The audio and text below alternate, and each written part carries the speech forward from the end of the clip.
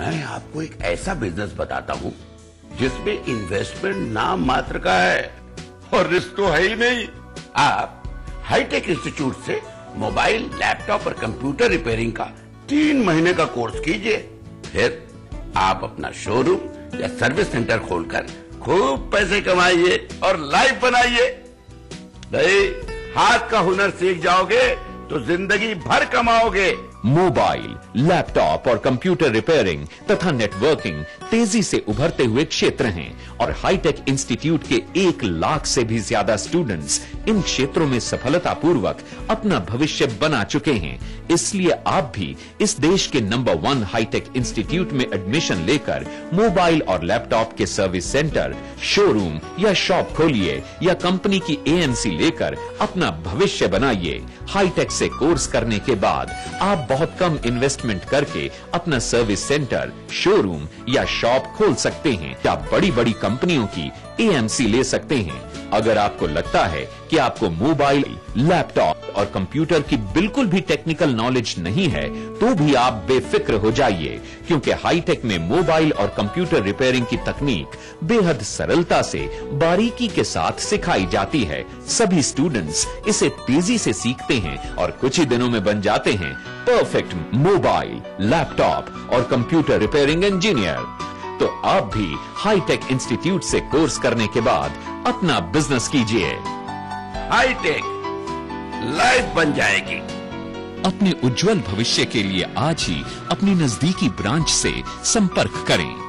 9212-711-711, 9311-311-811।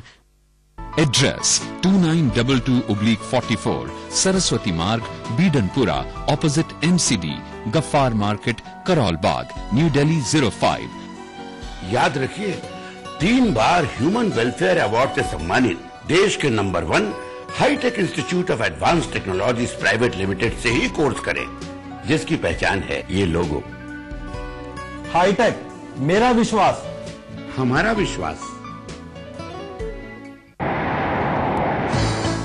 MTH की दुनिया में आपका स्वागत है। वाह, क्या खुशबू है और स्वाद भी है। डिलीशियस। बादशाह, तुसी ते मसाले ते चैन चाओ। आपकी मेहरबानी से। MTH, the real spice of India.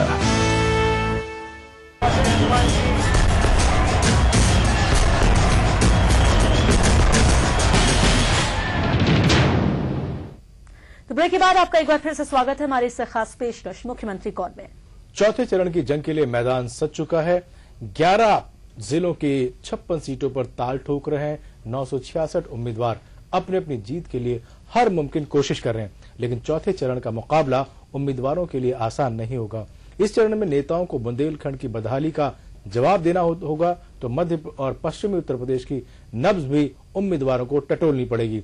लेकिन नेता है कि यहां भी सामाजिक समीकरण बैठाने की जुगत में है।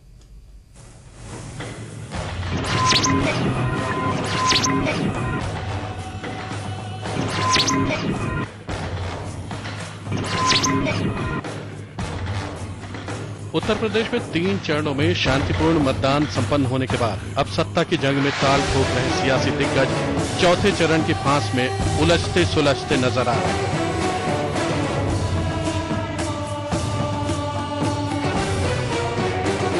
चौथे चरण में बुंदेलखंड, मध्य पश्चिम और पूर्वी उत्तर प्रदेश की कुल 56 सीटों पर चुनाव होंगे। इस मुकाबले के लिए मैदान में 966 उम्मीदवार ताल ठोक रहे हैं। सभी दलों के दिग्गज लक्ष्यदार भाषणों से वायदों की धूल उड़ाते हुए अब क्षेत्रवाद और जातिगत समीकरण का खेल खेलने में जुट गए हैं। सभी उम्मीदवार अपने अपने आकाओं के बलबूते इस भंवर से निकलने की जुगत में हैं। 19 फरवरी को 56 सीटों पर होने वाले चौथे चरण के चुनाव में जिन जिलों में चुनाव होने हैं वो है हरदोई, उन्नाव, लखनऊ, रायबरेली, फर्रुखाबाद, कन्नौज, बांदा, चित्रकूट, फतेहपुर और प्रतापगढ़। 19 फरवरी को चौथे चरण में 56 सीटों पर खड़े 966 उम्मीदवारों की किस्मत का फैसला 1,72,61,543 मतदाता करेंगे। इनमें से 94,95,540 पुरुष मतदाता और 77,65,571 महिला और 432 अन्य मतदाता वोटिंग करेंगे।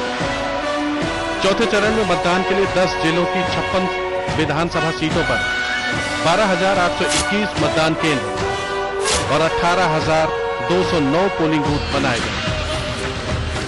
चौथे चरण में कुल 19,029 इलेक्ट्रॉनिक वोटिंग मशीनों का इस्तेमाल किया जाएगा। अगर पिछले चुनावों के आंकड़ों को देखें तो 2007 में हुए चौथे चरण में कुल 57 सीटें थी, लेकिन परिसीमन के बाद इनमें से एक सीट को हटा दिया गया और चौथे चरण में इस बार 56 सीटें हैं। नरेंद्र त्रिपाठी के साथ वनिता और Kumar Shanu, GNN news. Break से पहले कांग्रेसी नेता हरीश मिश्रा जी कह रहे थे कि हमने बड़ा विकास किया और एक लंबी चौड़ी फहरिस्त किनारे थे। मैं जानना चाहूंगा 3 ऐसे बड़े काम बताइए जो आपने किए और जिनको आप कहते हैं कि आप आए तो इनको और आगे बढ़ाएंगे।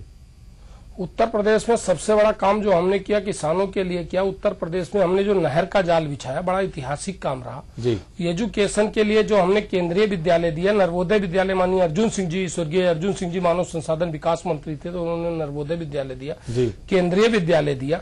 ये एक ऐतिहासिक काम रहा। उत्तर प्रदेश में उद्योग जगत को बढ़ावा देना कांग्रेस का बहुत बड़ा ऐतिहासिक काम था।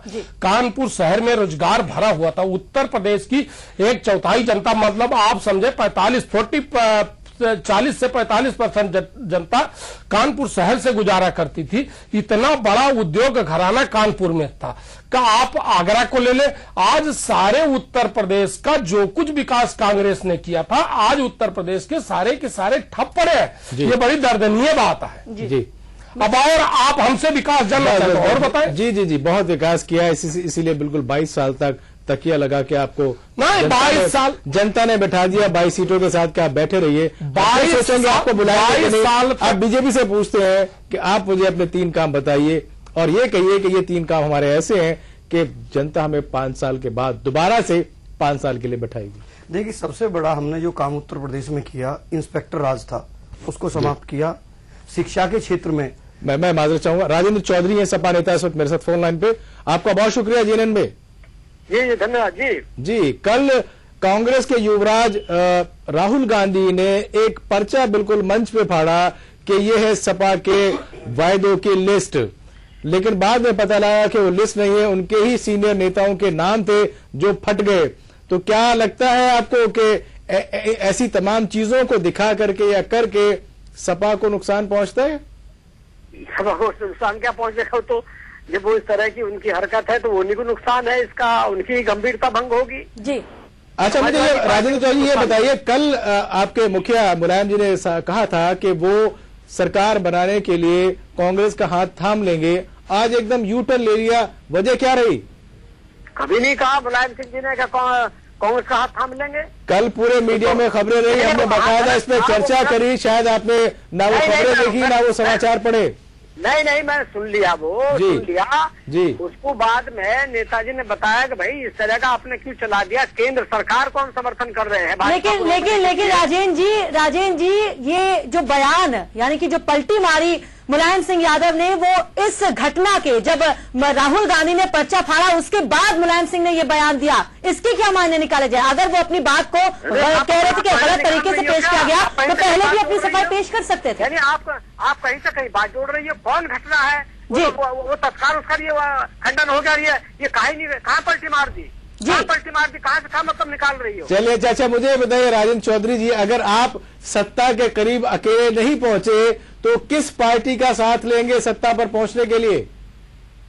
यदि हम बता रहे हमारी बहुमत की सरकार है, ये नेताजी बता चुके, एक तरफा चुनाव है, प्रदेश में ध्रुवीकरण हो गया मतदाताओं के समाजवादी पार्टी के पक्ष में। यहाँ बहुमत की सरकार बनने जा रही है। अब इसका दावा तो हर एक पार्टी कर रही है राजेंद्र जी, और जिस आप मेरी बात सुनिए वाले, और जिस आप समीकरण की बात कर रहे हैं और जिस आप समर्थन की बात कर रहे हैं कि आपने केंद्र में दे रखा, वो तो जग जाहिर है, वो कौन सी नई बात आएगी? क्या करे फिर, क्या करे? नहीं, आप क्यों कह रहे हैं कि वो आपके नेता मुलायम जी ने ये कहा कि हम जो है जब हम बार बार बता रहे हैं भाई हमारे पास इसका टाइम नहीं है जी, बार बार बता रहे हैं, ये बात झूठ है। चलिए राजेंद्र जी, बहुत बहुत शुक्रिया आपका। या ये क्या वाकई में आपके पास समय नहीं, या आपकी तिलमिलाहट है जो साफ जाहिर हो रही है? कहीं ना कहीं ये जवाब अब समाजवादी पार्टी के पास नहीं है, क्योंकि वो खुद फंस चुकी हैं। पहले कहा कि हम पूर्ण बहुमत से आएंगे, और कल की अगर बात करें तो सुबह जिस तरीके से मुलायम सिंह यादव का बयान आता है और वो कहते हैं कि हम गठबंधन की सरकार बनाएंगे, वो भी कांग्रेस के साथ, कहीं ना कहीं पूरी तरह से कंफ्यूज यहां पर समाजवादी पार्टी नजर आ रही है। यही सब देख रही है उत्तर प्रदेश की। लगता है कि फोन लाइन कर दिया हरीश जी, और इस वक्त आशीष जी हमारे साथ हैं, बीएसपी के नेता। आपका स्वागत है जीएनएन न्यूज में। धन्यवाद सर। जी आशीष जी, अभी जिस तरीके से 3 चरण के चुनाव हो चुके हैं, चौथा चरण होने वाला है, रविवार को वोटिंग होगी, उस पर क्या लगता है आप दोबारा से सत्ता में आएंगे? पूर्ण बहुमत की सरकार के साथ। पूर्ण बहुमत की सरकार के साथ कौन से बड़े वायदे हैं जिसको देख करके जनता आपको पूर्ण बहुमत दे? हेलो जी, कौन से ऐसे बड़े वायदे हैं आपके जिनको देख करके जनता आपको वोट देगी? पूरे 5 साल में बहुजन समाज पार्टी ने जो योजनाएं बनाई, गरीबों के लिए बनाई, किसानों के लिए बनाई जी, मजदूरों के लिए बनाई जी, और इंफ्रास्ट्रक्चर क्रिएट करने की जितनी भी प्रिलिमिनरी रिक्वायरमेंट्स थी, जिस पे 40 साल से किसी सरकार ने वर्क नहीं किया था, बीएसपी ने वर्क किया। बिल्कुल, बीएसपी ने काम किया उस पे। लेकिन मेरे साथ 2 मेहमान बैठे, कांग्रेस के भी और बीजेपी की, वो कह रहे हैं कि 5 साल में मायावती के हाथी ने सारा का सारा प्रदेश उजाड़ दिया। इनको तो बहुजन समाज पार्टी का हाथी और मायावती जी का हाथी सपने में भी डराता है। उस डर का कारण लखनऊ में बनी हुई पत्थर के हाथी नहीं है जी। उस डर का कारण जो गरीबों और योजनाओं के लिए है, जो समाज के लिए, गरीब तबके के लिए योजनाएं बहुजन समाज पार्टी ने बनाई है, जो सर्व समाज का सहयोग बहुजन समाज पार्टी को मिला है, और बहुजन समाज की मुखिया बहन मायावती जी जो सर्व समाज की नेता हो गई है, इसका खौफ और डर इनको सताया जा रहा है। चलिए आप फोन लाइन पे बने रहे। फिलहाल लेते हैं एक ब्रेक, और ब्रेक के बाद भी चर्चा करेंगे मायावती और मायावती के हाथी ने कितना विकास किया। फिलहाल ले लेते हैं एक छोटा सा ब्रेक।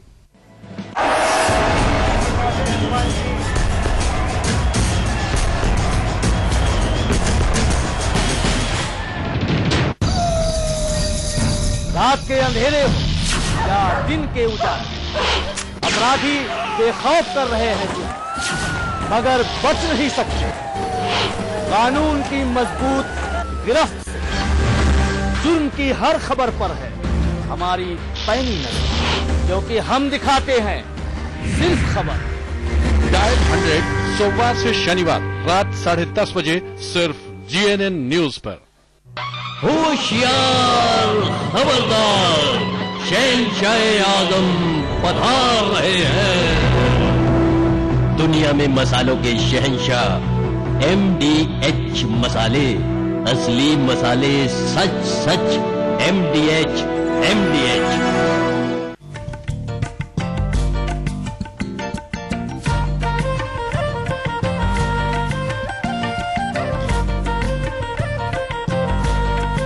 हर भारतीय का विश्वास GN डेयरीज। हमारे संस्कार, हमारी पहचान। MDH मसाले, the real spice of India.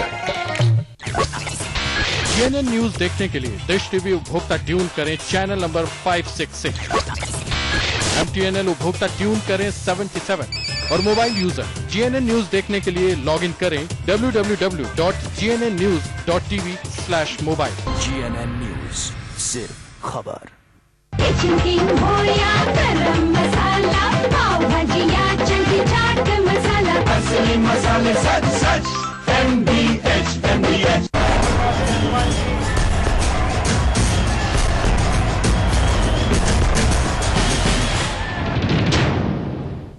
हमारे खास कार्यक्रम मुख्यमंत्री कौन में आपका एक बार फिर स्वागत है। आशीष शुक्ला बीएसपी नेता हमारे साथ फोन लाइन पे मौजूद है। आशीष जी, मेरे साथ 2 नेता हैं, हरीश मिश्रा है कांग्रेस से और बीजेपी से हैं प्रवक्ता रूप चौधरी जी। रूप चौधरी जी, आपसे एक सवाल करना चाह रहे हैं।